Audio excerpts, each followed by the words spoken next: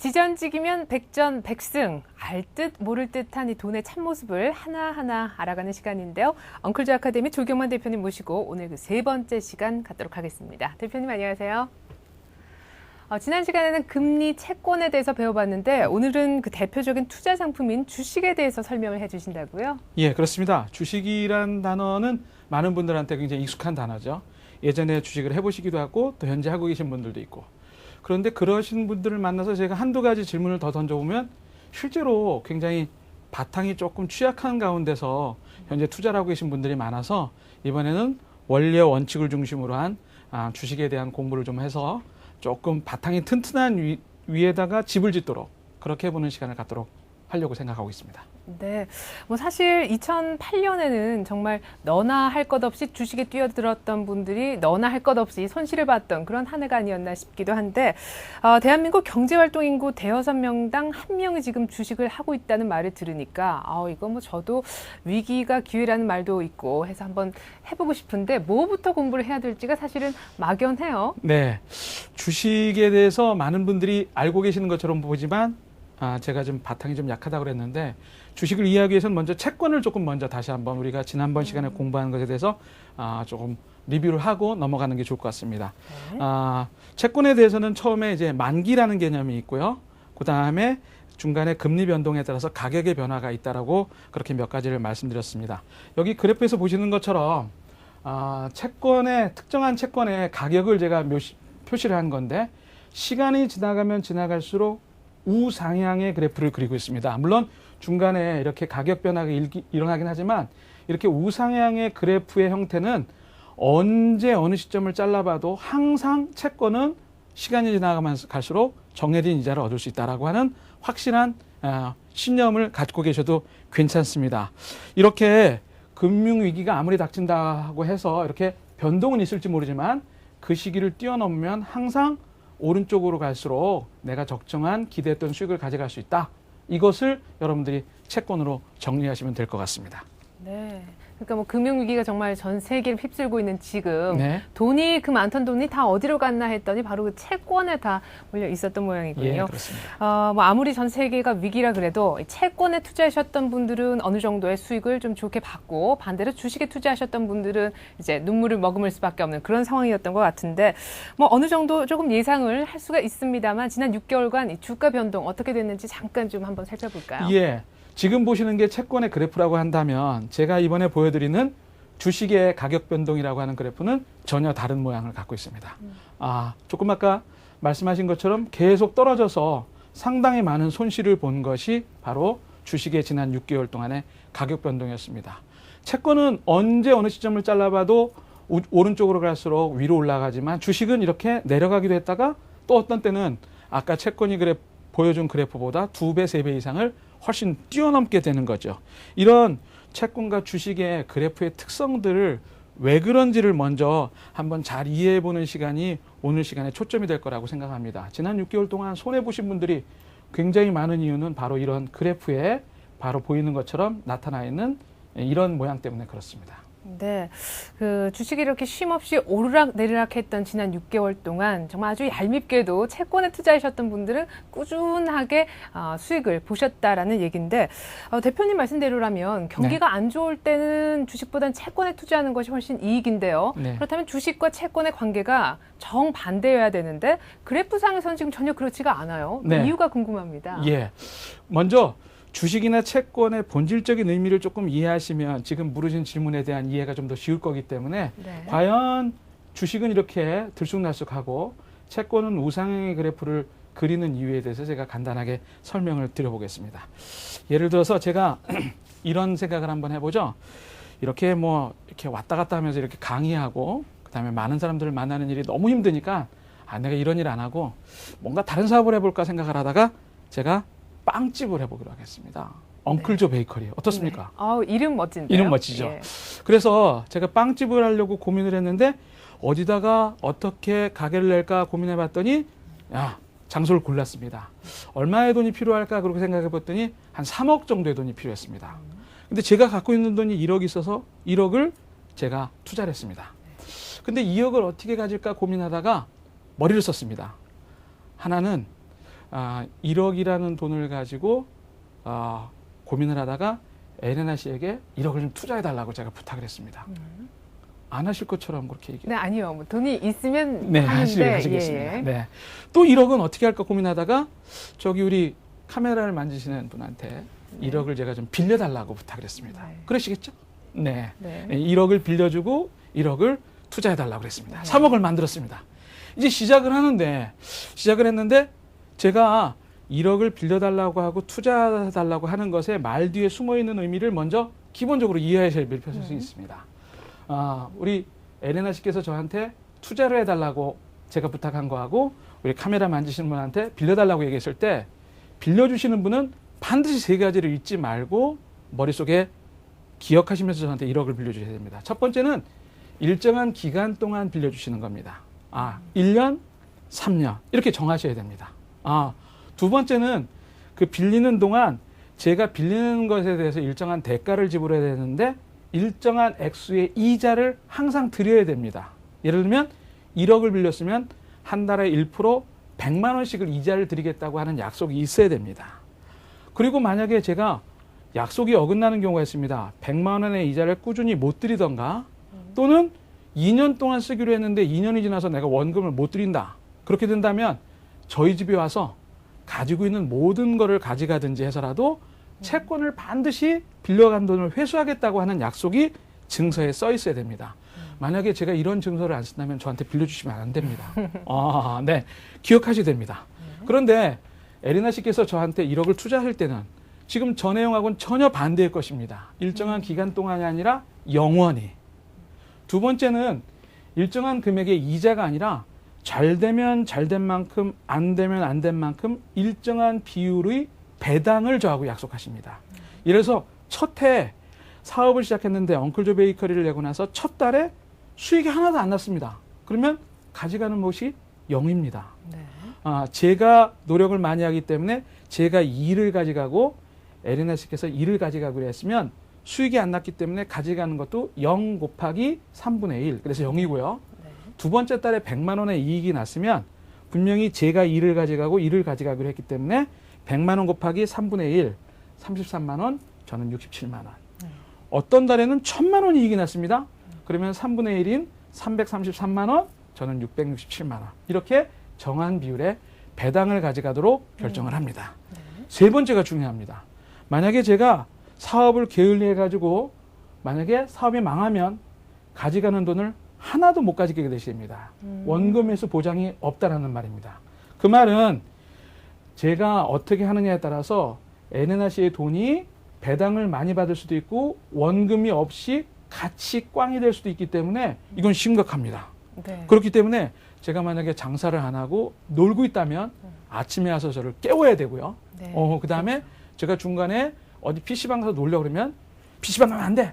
지금 장사해야지. 그러고 저를 굉장히 두들겨서 열심히 일을 하게 만들어가지고 본인이 가져가는 몫을 챙길 뿐만 아니라 원금을 손해보는 일이 절대 없어야 되기 때문에 경영권에 참여하도록 해야 됩니다. 그러니까 같은 배를 탄 거네요. 네, 그렇죠. 예.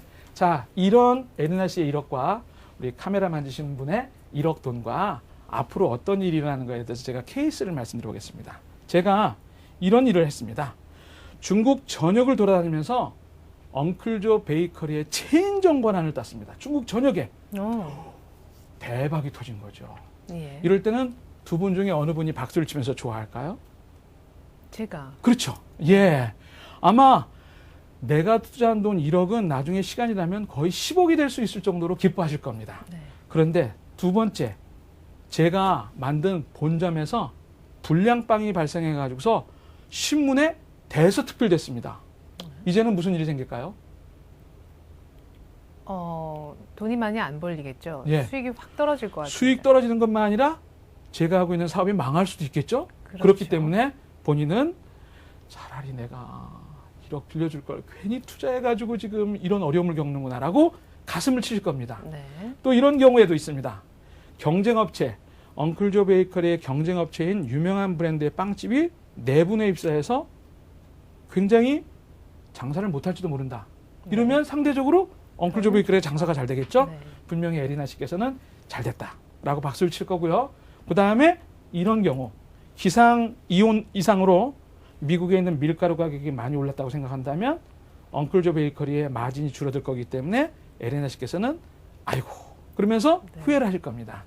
이런 경우가 발생할 때마다 분명히 앞에서 보신 것처럼 주식이 이런 기회가 있습니다. 그 말은 제가 중국 체인점 권한을 따면 가격이 오르고요. 그 다음에 불량빵이 나오면 내리고요. 그 다음에 상대편 빵집이 어려움을 겪고 있으면 좋아질 거고요. 수익이 줄어들 걸로 감소하면 이렇게 내려가고요. 하는 외부적인 환경에 의해서 굉장히 주식의 가격 변동이 일어나는 것이 바로 투자를 한 에리나 씨의 입장이고, 조금 아까 말씀드린 것처럼 여기서 일정한 기간 동안 저한테 돈을 빌려주신 카메라를 만지시는 분 같은 경우는 그것하고 전혀 무관하게 내 돈은 정해진 이자를 받고 나중에 원금을 회수할 수 있기 때문에 아무런 문제가 되지 않는다는 거죠.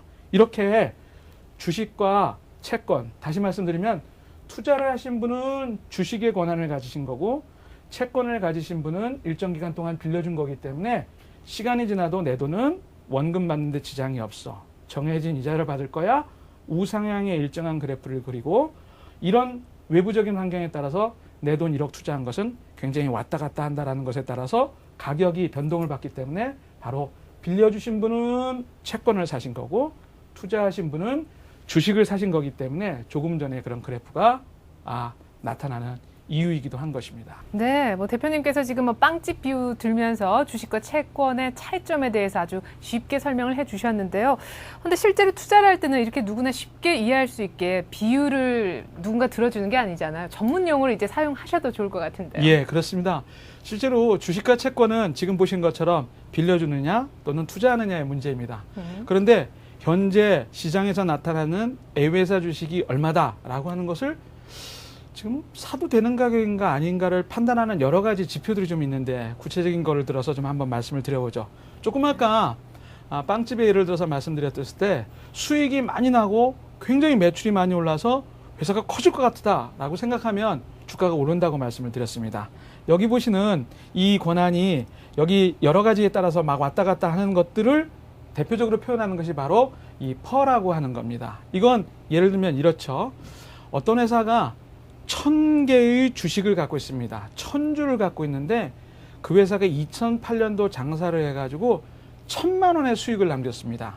그러면 한 주당 10,000원의 이익을 남긴 거겠죠. 네. 그런데 대체적으로 업종마다 차이는 있지만 한 10년치 정도가 주가로 형성된다라고 하는 대체적인 어떤 통계치가 있으면 분명히 그 회사 주식은 1년에 10,000원의 수익을 남기니까 10년 동안이면 10만 원 정도의 주가가 형성되어 있어야 되는데 현재 주식시장을 보니까 주가가 5만 원으로 만약에 사람들이 사고 팔고 하고 있습니다. 그러면 이거는 언젠가는 10만 원이 갈 수 있는 가능성이 있으니까 상대적으로 저평가되어 있다. 그러니까 주당 순이익이 10,000원인데 그거 곱하기 10년 한 10만 원이 주가여야 되는데 지금 현재 시장에서의 가격은 5만 원이다. 그러면 이게 주당 가격이 상당히 낮게 평가되어 있기 때문에 이건 매수를 권유해도 되겠구나. 이렇게 생각할 수 있는 퍼라고 하는 수치가 하나 있고요. 또 하나는 PBR이라고 하는 이런 수치도 있습니다. 이거는 엉클조 베이커리를 오늘 날짜로 다 정리해 봤더니 상점도 정리하고 원자재도 밀가루도 다 팔고 해봤더니 이것에 대한 가치가 지금 1억 원어치가 남았습니다. 그런데 지금 그것을 주식 1000주로 나눠봤더니 한 주당 10만 원 정도로 평가할 수 있다는 거거든요. 그 말은 지금 주식을 다 갖고 오시면 우리 회사 정리한 것을 나눠주면 한 주당 10만 원씩 내가 바꿔서 드리겠습니다 라고 하는 걸로 표현할 수 있는 거죠. 순자산 가치를 평가한 겁니다. 그런데 시장에서의 주가가 만약에 15만 원으로 형성되어 있다. 그러면 회사를 정리해서 10만 원을 받을 수 있는데 시장에서 15만 원 가격으로 평가가 되고 있다면 이건 과대평가가 되어 있는 거겠죠. 그러니까 이거는 떨어질 가능성이 있으니까 좀 과대평가되어 있다. 그래서 매도를 조금 해야 되는 방향으로 많은 사람들이 얘기를 합니다. 이렇게 퍼나 조금 전에 말씀드린 이 PER이나 또는 지금 말씀드린 PBR 이런 것들을 통해서 상대적으로 저평가되어 있는 거면 조금 매수를 권유하고 상대적으로 고평가되어 있는 거면 매도를 좀 권유하는 신호로 알아들을 수 있도록 설명을 하는 것이 여러분들이 신문이나 방송에서 많이 들었던 그런 그 지표라고 생각할 수 있을 것 같습니다. 네, 뭐 방금 전에 그 주가 자체가 뭐 고평가되어 있는지 저평가되어 있는지 알 수 있는 좋은 지표로서 PER, PBR 말씀을 해주셨는데요. 이 두 가지만 확인하면 누구나 쉽게 돈을 벌 수 있을 것으로 생각되지만 실제로 이런 것들이 다 공개되고 누구나 계산을 할 수 있음에도 불구하고 실패를 한 사람이 있단 말이죠. 네. 그 얘기는 예. 지금 대표님이 뭔가 정작 굉장히 중요한 어떤 투자의 비법을 알고 계시면서 네. 그것만은 안 가르쳐 주시는 게 아니냐 이런 의혹도 있습니다. 솔직하게 예, 예. 투자란 어떤 것인지 좀 허심탄회하게 설명 좀 부탁드립니다. 네, 걸렸습니다. 이젠 말씀드리겠습니다. 네. 실제로 투자를 많은 분들이 하실 때 이런 부분들을 모르시는 건 아닙니다. 그런데 본질적인 투자의 속성을 들여다보면 많은 사람들이 투자를 왜 하느냐? 그러면 수익을 얻기 위해서 하죠. 수익을 얻기 위해서 하는 것은 좋은데 주춤하고 망설이는 이유가 바로 뒤에 있는 위험이라고 하는 녀석이 숨어 있기 때문에 그렇습니다. 원금을 손실 볼 수 있다는 거죠. 많은 분들이 아마 원금을 손실 보는 경우가 있을 거라고 생각을 합니다.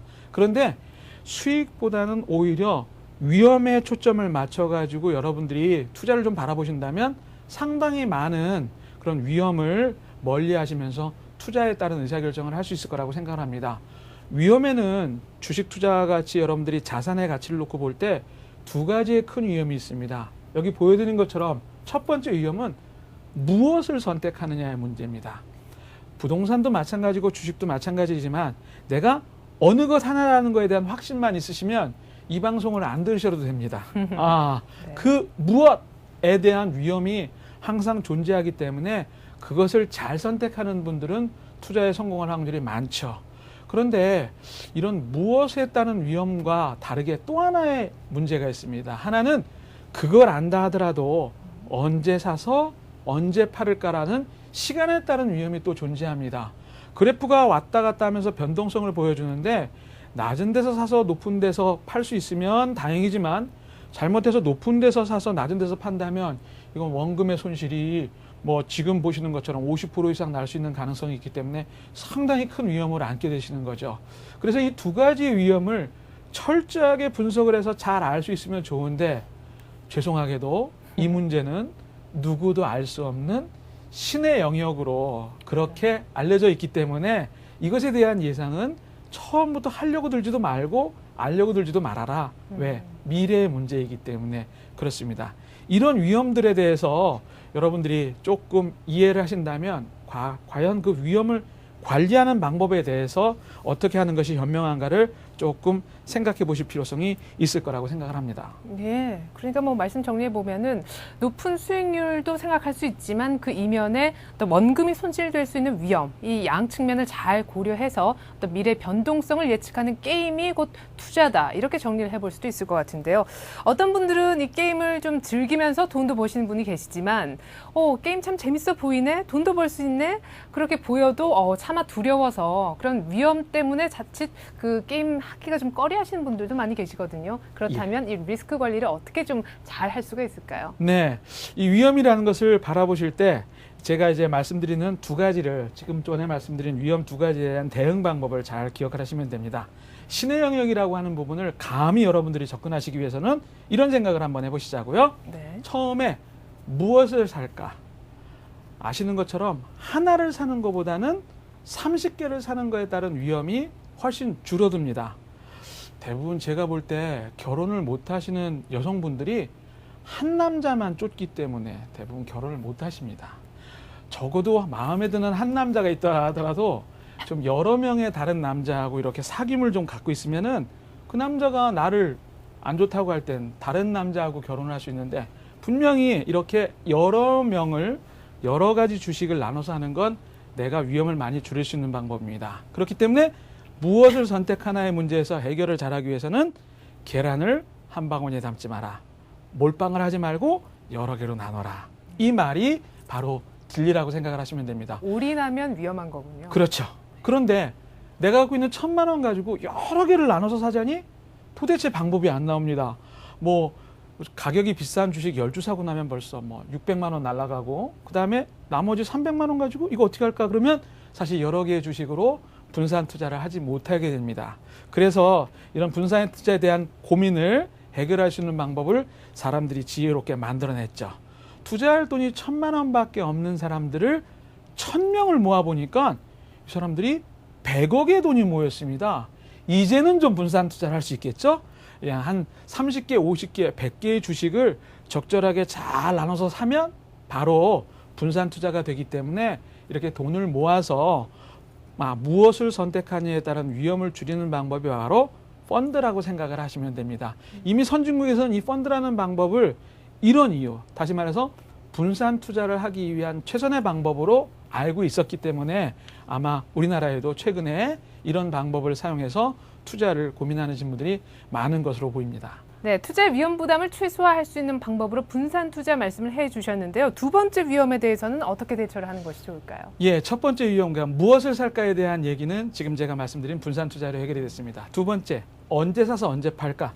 바로 이 문제를 해결하는 방법이 바로 분할 매수라고 하는 방법입니다. 이것은 언제 사서 언제 팔까? 이거에 대한 위험이 사실 더 크죠. 그렇기 때문에 일정한 기간 동안 매월 동일한 금액으로 나눠서 사면 분명히 시장은 평균 가격에 살 수 있다는 말이 나올 겁니다. 예를 들어서 뭐 조금 이따 보여드리겠지만 10,000원에 사는 경우도 있고 5,000원에 사는 경우도 있고 이렇게 들쑥날쑥할 때 평균 7,500원에 사면 언젠가 주식은 다시 10,000원이 될 거다라고 하는 분명히 변동성의 이론 안에 그런 원칙이 있기 때문에 평균 가격에 사서 적정 순위를 얻은다면 과감하게 팔자라고 하는 것이 분할 매수라고 하는 방법인데 구체적으로 이렇습니다. 2008년 12월 달에 시장 가격이 1,100원입니다. 뭐 종합주가지수라고 생각하셔도 괜찮습니다.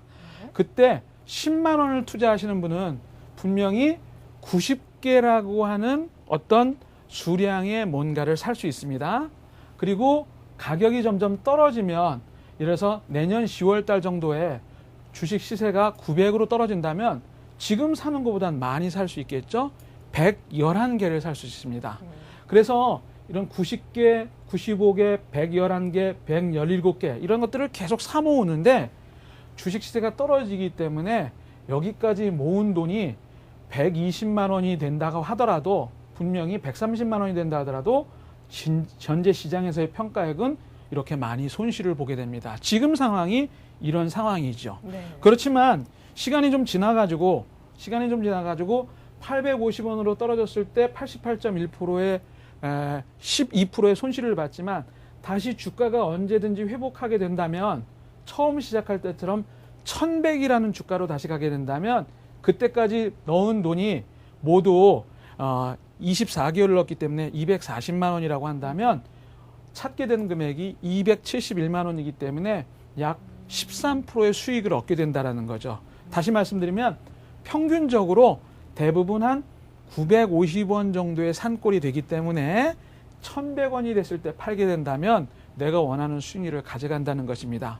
바로 이렇게 일정한 기간 동안 쉼 없이 떨어지더라도 그치지 말고 계속적으로 사게 된다면 분할 매수라는 방법을 통해 가지고 내가 적정 수익률을 올릴 수 있는 가능성이 높다라는 사실을 아마 많은 분들이 이론적으로는 아실 겁니다. 그런데 지금 중간 상황이 이렇게 사실은 굉장히 좋은 기회죠. 똑같은 10만 원으로 가지고 90개를 살 수 있는 높을 때보다 지금은 117개를 사니까 많이 사가지고 이걸 적정한 가격에 팔면 되는데 현재의 평가액이 떨어지기 때문에 불안해하고 두려워하고 나중에 이렇게 될 거라는 사실에 대해서 희망이 조금 없어지고 이런 상황을 이겨낼 수 있는 상황이 누구에게든지 있어야 되는데 지금 그 어려운 상황을 여러분들이 겪고 있는 거라고 생각을 하시면 분명히 분말 매수를 통해서 여러분들이 이길 수 있을 거라고 저는 확신합니다. 근데 방금 전에 이제 말씀하셨던 두 가지 분산 투자, 분할 매수 이 두 가지의 장점이 결합돼서 하나의 상품으로 나와 있죠. 적립식 펀드 맞죠? 네, 그렇습니다. 바로 적립식 펀드라고 하는 상품은 적립식이라고 하는 개념은 분할 매수이고요. 아까 말씀드린 펀드라고 하는 개념은 분산 투자이기 때문에 우리가 일상적으로 많이 접하시는 적립식 펀드가 바로 그런 것입니다. 아까 시작을 여기서 했습니다. 그리고 24개월 동안 꾸준하게 계속 사서 모으면 낮은 가격에 샀을 때는 비록 평가액이 떨어져 있지만 다시 원래 가격을 비슷하게 회복하기만 해도 상당히 높은 수익률을 얻게 되는 거죠. 1차 년도에 시작을 해가지고 3차 년도까지 2년 5개월 동안 2,900만 원, 한 달에 100만 원씩을 투자했을 때 시간이 지난 다음에 평가 금액이 5,700만 원이 되는 경우도 있었기 때문에 그 경우는 거의 배에 가까운 수익률을 얻을 수 있었다는 것이 바로 적립식 펀드에서 신뢰가 보여주는 사례입니다. 이런 적립식 펀드를 통해서 많은 분들이 수익을 얻고 싶음에도 불구하고 지금 이 과정을 견디지 못하기 때문에 포기를 하고 돈은 나를 안 따라와. 그리고 많은 분들이 실망을 하면서 환매를 하시는 경우가 있는데 저는 좀 참고 이 시기까지 기다리라고 부탁을 드리고 싶죠. 네, 그동안 대표님이 헬로머니 코치 시간 통해서 왜 적립식 펀드의 중요성을 거듭 강조하셨는지 이제는 알 것 같습니다. 지전지기면 100점 100승 오늘까지 총 3주 동안요. 돈의 속성을 이해하고 금리, 채권, 또 오늘은 주식 투자하는 데 있어 원리 원칙까지 배워봤는데요. 대표님 그동안 강의 쭉 하시면서 이것만은 좀 강조하고 싶다 하신 말씀 있으면 해주시고요. 네. 또 다음에 이제 새해 첫 방송이 될 텐데 다음 편 예고편까지 살짝 좀 공개를 부탁드리겠습니다. 예, 그러시죠. 이 투자에 대해서 적립식 펀드가 그동안 인기가 있었던 것은 적립식이라는 말과 펀드라는 말이 바로 위험을 관리하는 두 가지를 잘 적절하게 조합했기 때문에 그렇다고 말씀을 드렸습니다. 앞으로도 여러분들이 주식이나 부동산 같은 투자 상품을 선택하실 때는 위험 관리를 중심으로 해서 바라보시기를 권합니다. 적정한 위험을 안으면 분명히 적정한 수익이 생깁니다. 정기예금 위험을 하나도 안지 않기 때문에 추가 수익이 없는 거라고 생각을 하셔야 됩니다. 그렇기 때문에 위험 관리를 중심으로 바라보시면 되는데 플러스에서 한 가지 더 필요하다면 바로 단기는 투자로 결합시키시면 안 됩니다. 기간이 긴 것만 투자로 하셔야 되기 때문에 반드시 기간이 긴 것, 그것만 투자로 결합시키라는 부탁을 좀 드리고 다음번 시간에도 제가 이런 시간과 적절한 돈의 관리 방법을 연결시키는 준비를 좀 해서 재무 설계에 대한 얘기를 조금 거론하는 게 좋을 것 같아서 그런 방향으로 준비해서 여러분들을 만나 뵙도록 하겠습니다. 연초에는 누구나 1년 계획을 세우잖아요. 대표님 강의 들으면서 좀 더 현실적이고 좀 더 실현 가능한 재무 설계 다시 한번 세워보시는 건 어떨까 싶습니다. 지전지기면 100점 100승 오늘 강의는 여기까지입니다. 대표님 말씀 잘 들었습니다.